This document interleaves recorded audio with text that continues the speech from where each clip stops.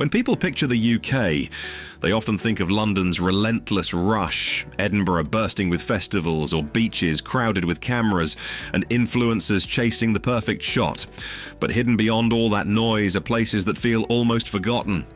Villages so quiet you can hear the wind move through empty streets, moorlands where the horizon stretches without a single soul in sight, hamlets where the pub might be your only neighbour. In this countdown, we'll explore 10 of the loneliest places in the UK, so pour yourself some tea, and let's begin with number 10. Knoydart, Scottish Highlands. Welcome to Knoydart, a rugged peninsula on Scotland's west coast that redefines what remote truly means. Here, the first thing you notice is what's missing: roads. You can't simply drive in. To reach the village of Inverie, the heart of Knoydart, you either hike nearly 4 hours across wild highland terrain, or take a boat from the small port of Mallaig. That alone tells you the kind of place this is. Every so often, a property listing appears online, a stone cottage for around £80,000, advertised as the ultimate off-grid dream.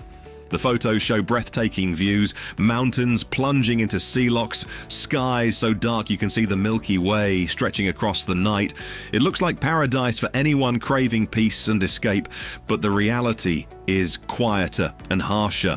Knoydart's entire population sits under 100 people. Your most common neighbours aren't humans.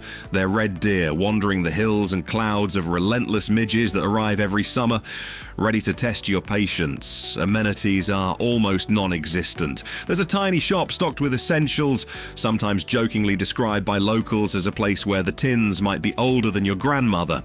And winter changes everything. Storms roll in from the Atlantic and the peninsula can feel completely cut off. Mail might arrive once a week, if the weather allows it. Locals sometimes laugh and call it God's waiting room, just without the bingo. It's technically only an hour from Mallaig by boat, but in spirit it feels like an entirely different world. And if that kind of isolation sounds peaceful, just wait until you see number 9. Fair Isle, Shetland Isles. Next comes Fair Isle, a windswept sliver of land sitting between Orkney and Shetland, surrounded by restless North Atlantic waters. At first glance, it sounds almost magical. Only around 55 people live here. The island is famous among bird watchers from around the world. Thousands of migrating birds pass through every year, turning the cliffs into a living symphony of wings.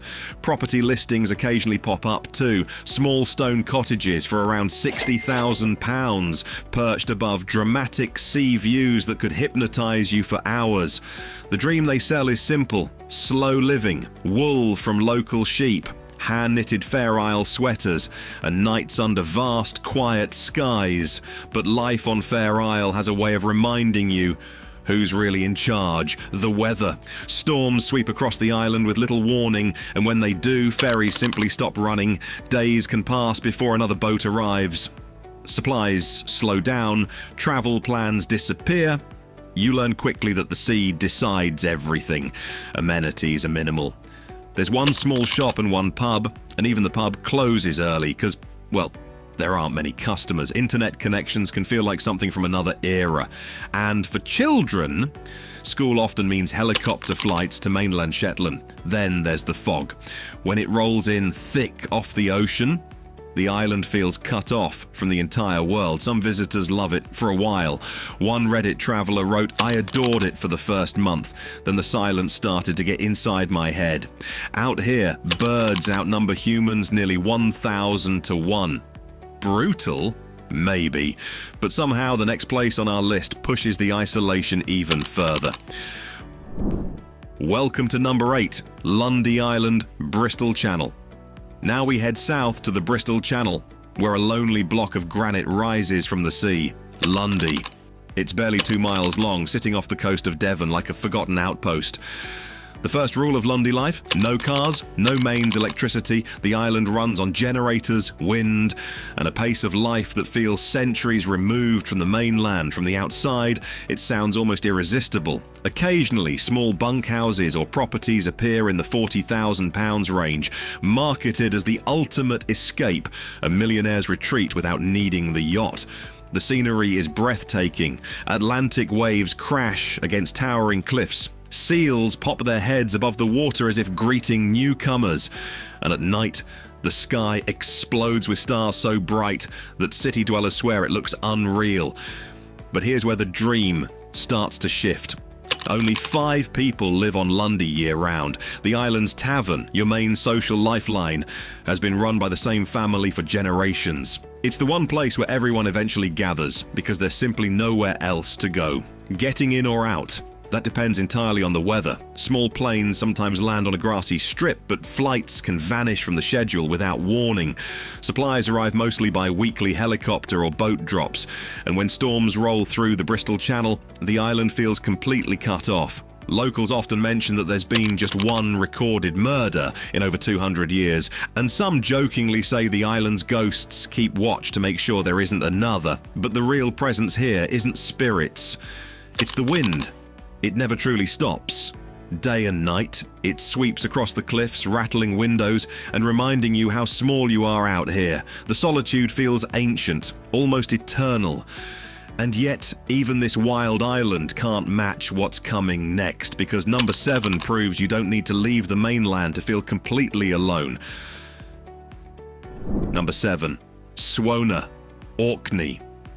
Now here's a place where the isolation plays a clever trick on you, because, technically, you're still close to civilization. Welcome to Swona, a small island tucked between mainland Scotland and the Orkney archipelago. On a map, it doesn't look that far away. A quick ferry hop from the mainland and you're practically there. But the moment you arrive, you realize something unsettling. Nobody lives here. Swona was once a small farming community, but the last residents packed up and left in 1974. Since then, the island has remained frozen in time, stone cottages crumbling slowly into the grass, fences collapsing, fields returning to wild land. Every so often, adventurous listings or rumours surface about the possibility of buying one of the ruined homes for around £20,000, pitched as a dream opportunity for a bold pioneer ready to rebuild life from scratch. But there's one detail that changes everything. The island didn't stay empty. The cattle stayed behind. A herd of hardy cows, descendants of the original livestock, has lived on Swona ever since. Untouched by farmers, they roam the island completely wild. Calves are still born every year, generations deep into a strange existence where animals inherited the land humans abandoned. If you visit, you step into their territory. There's no electricity, no services, no permanent shelter. Tides can trap careless explorers for hours. Seals watch silently from the rocky shoreline like quiet judges of whoever dares wander here. Some hikers describe Swona with a strange phrase, an eerie calm. Like time simply stopped. Population?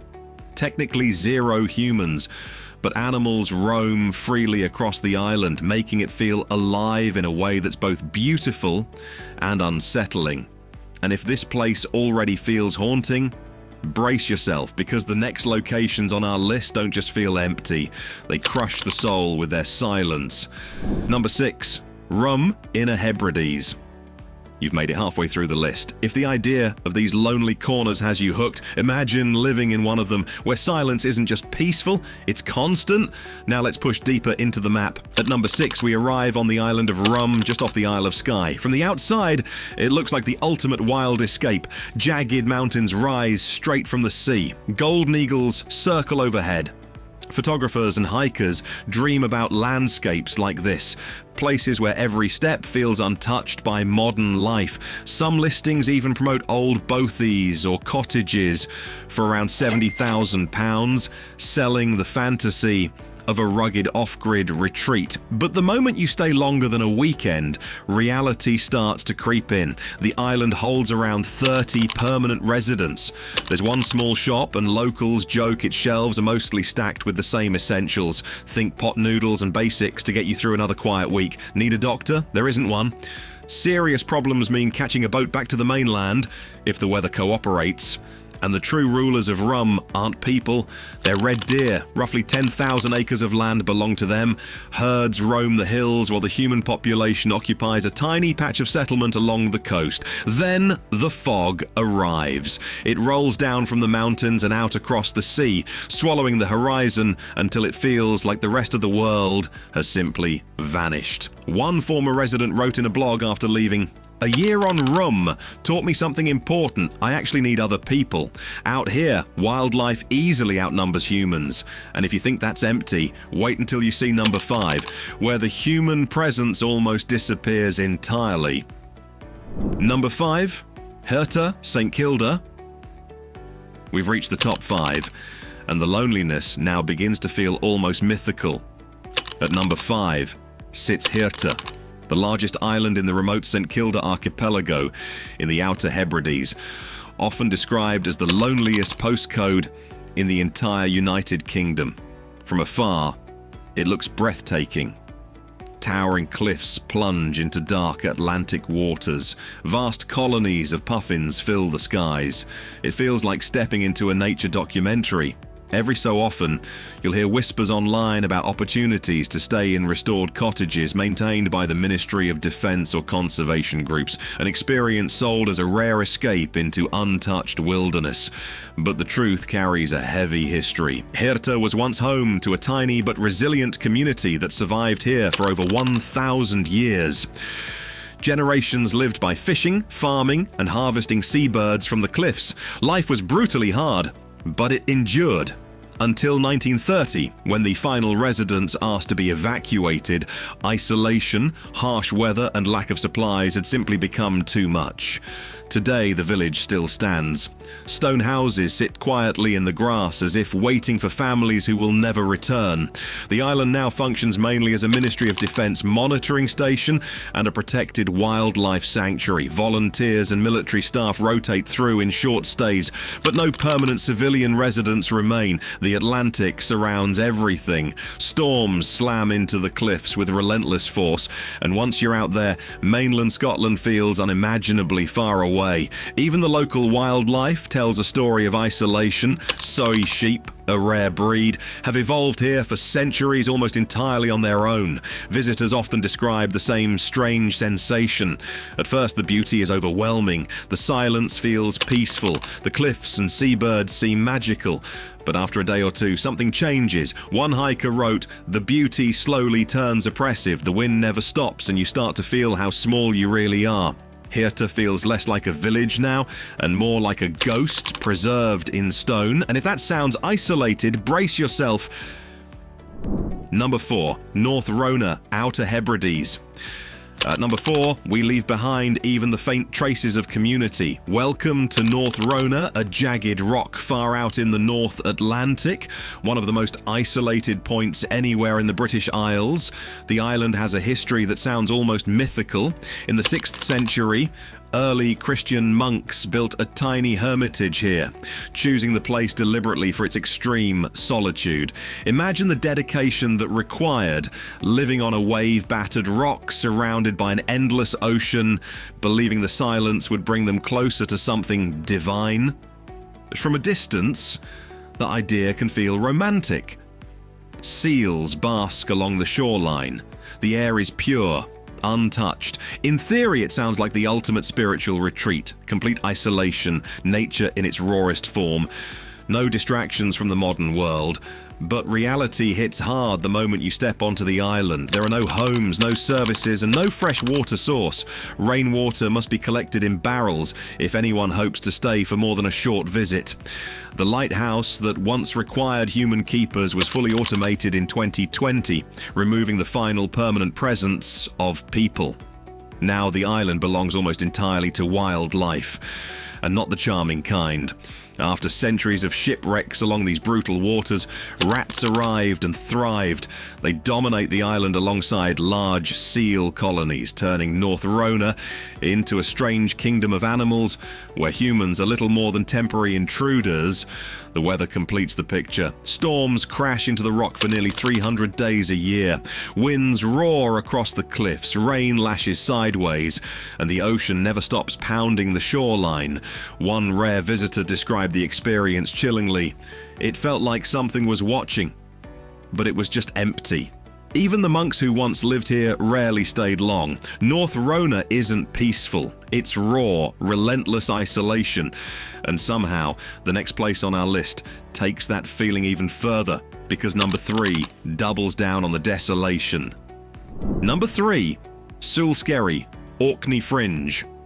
We've reached the top 3, and now the isolation turns almost surreal. At number 3 sits Sule Skerry, a tiny rock in the North Atlantic far off the coast of Orkney. From a distance, it looks almost unreal, just a narrow speck rising from restless water, crowned by a solitary lighthouse. If there were ever cottages here, they'd come with an unspoken warning. Abandon hope of normal life. The island belongs almost entirely to birds. Thousands of gannets nest along the cliffs, covering the rocks in layers of white guano that build up like strange, chalky hills over time. The air fills with the constant roar of wings and cries echoing over the ocean. The lighthouse itself once required keepers brave enough to live here, but like many remote stations, it's now fully automated, leaving the island without any permanent human presence. And reaching Sule Skerry is nearly impossible. Most days, the Atlantic swells slam violently against the rocks, making landings too dangerous for boats. Even experienced sailors think twice before attempting it. If you do manage to step ashore, another challenge awaits. Arctic terns, fiercely protective birds that dive bomb anyone wandering too close to their nesting grounds. For centuries, sailors passing through these waters gave the lighthouse a haunting nickname, the loneliest light on Earth, because once you're out there, the world feels unimaginably distant. The ocean stretches in every direction. Even your own voice seems swallowed by wind and waves. It's more than quiet. It's a silence so deep it almost echoes. But somehow the next place manages something even more unsettling, because number 2 isn't loud with storms or birds. It's defined by a whispering, crushing quiet. Number 2, Bardsey Island, Wales.